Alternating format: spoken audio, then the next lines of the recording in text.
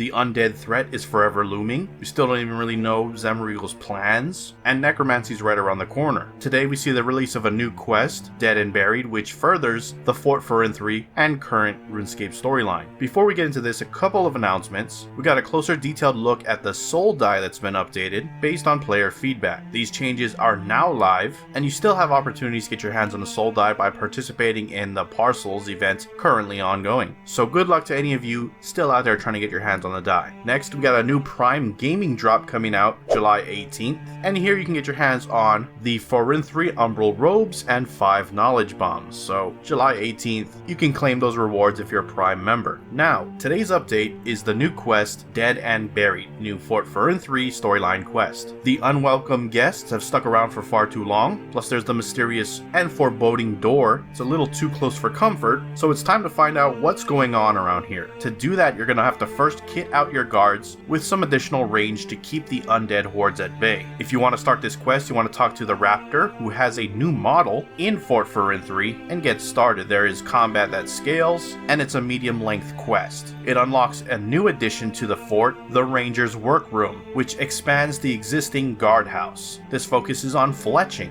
and gives you perks like being able to sacrifice XP to vastly increase the production of the Elder God arrows. On top of this, some under the hood changes have been made to the fletching skill, which we'll talk about in the patch notes section of this video. So this quest is going to see you venture into the wilderness crypt and follow Zemregel behind the mysterious door, improve your fort with the Ranger's Workroom and gain powerful fletching benefits, and then learn more about the Raptor as you partner up together and face off the forces of evil. I'm not going to spoil much more than that, so head on over to Fort Forinthry and get started. If you liked the video so far, please hit that like button. If you're not subscribed yet and you'd like to stay up to date on all things RuneScape related, then hit that subscribe button. Thank you. Now with that said, let's take a look at the patch notes and see what's been changed with today's update. Starting off with some general changes. When switching into Legacy interface mode, its previously selected chat filter now persists. Fixed an issue that prioritized saving single stackable low value items above high value items for hardcore Iron Man players on death. Players can now complete the Civil War 3 mini quest before completing the Twilight of the Gods quest. Fixed an issue that prevented Abomination's second slam attack from inflicting damage and the animation from appearing. Some changes to Woodcutter's Grove. Wood box functionality has been added to wood spirits to improve inventory management. Items stored in a wood box will organize themselves based on level.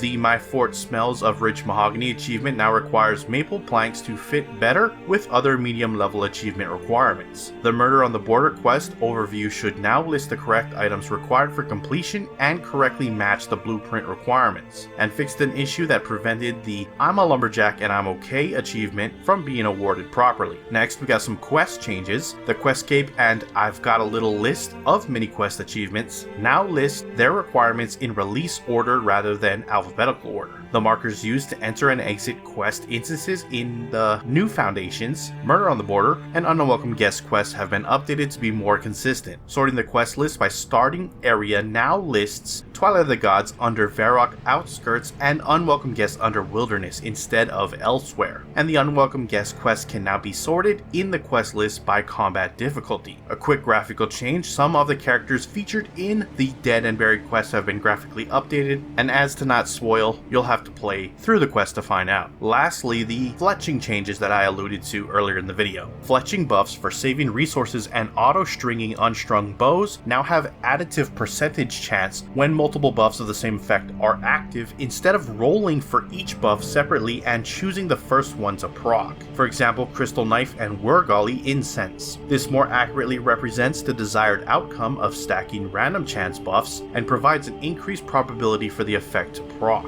Additional XP is now awarded when the fletching skill cape inspires you to craft extra range ammunition and headless arrows. The chat message now points out that an extra bundle has been made instead of double, allowing for other buffs that provide additional bundles to proc at the same time. Fixed an issue where the portable fletcher would award the additional XP and consume the resources for stringing 2 bows at once, but not give an extra strung bow. Buffs for saving fletching resources no longer send the extra resources to the bank. Instead, they are not removed from the inventory. The fletch product will be sent to the bank if the resources resulted in not having enough space to receive it. Saving logs via a buff while fletching, an unstrung bow or crossbow stock would previously not subtract an action from the make X queue, allowing extras to be fletched within the same queue. Although this can be a useful feature, it's been removed to remain consistent with other instances where the buff to save fletching resources procs, and to prevent the seemingly buggy behavior of the make X interface, which would not increment a craft in the progress bar and add more time onto the countdown clock. It was also a consideration that a player may not wish to use their save logs on crafting another of the same item. Fixed an issue where fletching unstrung crossbows and finished crossbow bolts, along with stringing crossbows, did not provide a chance to acquire the fletching skilling pet. Corrupted magic logs now provide a chance to acquire the fletching skill pet. The portable fletcher no longer provides a chance to string 2 crossbows at once, and now allows a chance to save resources when making unstrung crossbows, as well as producing 2 at once. If both effects proc, saving resources will only apply to one of the fletched items. Better continuity across fletching skill pet rolls. When a buff to fletch multiple items at once procs and or the buff to automatically string a bow procs, the XP is awarded according for all output items, and the skilling pet rolls is calculated using that XP value. Boosts applied directly to XP gain do not provide additional chance. Elder God arrows were the only instance where the skilling pet roll was calculated using buffed XP. This has been amended to remain consistent with other fletching items. However, additional XP and skilling pet chance is now provided if the extra ammo buff procs. And lastly, fixed an issue where the player owned farm hen perk Headless Chicken would consume 1.5 times feathers instead of 0.5 when fletching headless arrows and darts. The chat message has also been updated for better clarity of the effect when it procs. And that is it for your patch notes. Links to everything discussed in this video will be down in the description below. Head on over there, check them out if you wish to do so. If you missed last week's video, then it'll be on screen now, and I'm looking forward to seeing you there. If not, we'll see you with the next news update video when that comes out. I'll see you next time. I'm out. Aloha.